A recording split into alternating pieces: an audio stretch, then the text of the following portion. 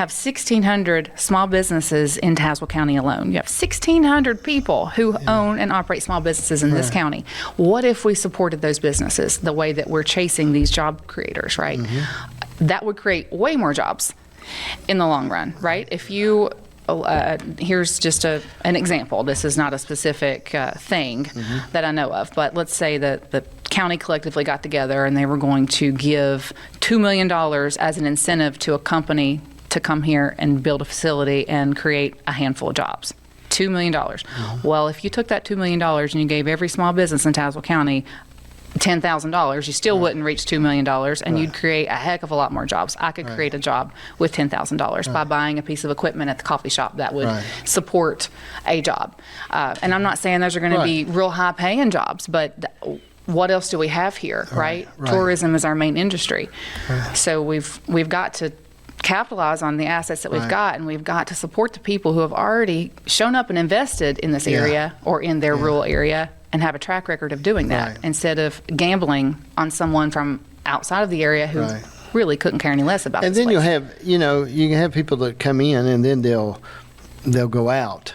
Okay, they come in, hit a big lick, and then they sort of disappear, and it runs out. And I think the thing about a local business is they can sort of move with what's happening in the community. They can adjust inventory, they can adjust things, they can sort of move in that direction. That makes a big difference, in local business. And I don't know, I've looked at that a lot, and I've always, I've always been in business. That's what I've done. Okay, ever since I was a boy. I always, my dad, we didn't play basketball. We didn't go hunting or fishing. We were storekeepers. That's what we were. We put in a 5 and dime store when I was a boy. I remember that's where we were. It's just, that's what it was. And, but I think about those things.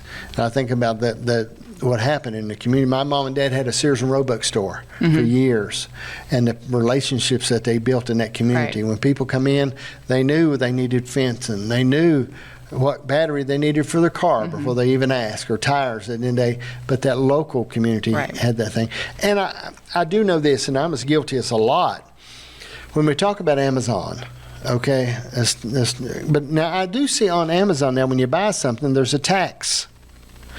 And it says local tax. I wonder if that is that a local tax that goes to that community? Or I wonder what it is. It's probably your state sales tax.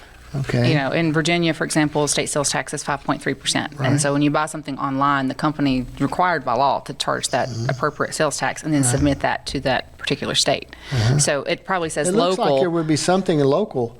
I mean, when something comes in the community, I mean, that's a monster.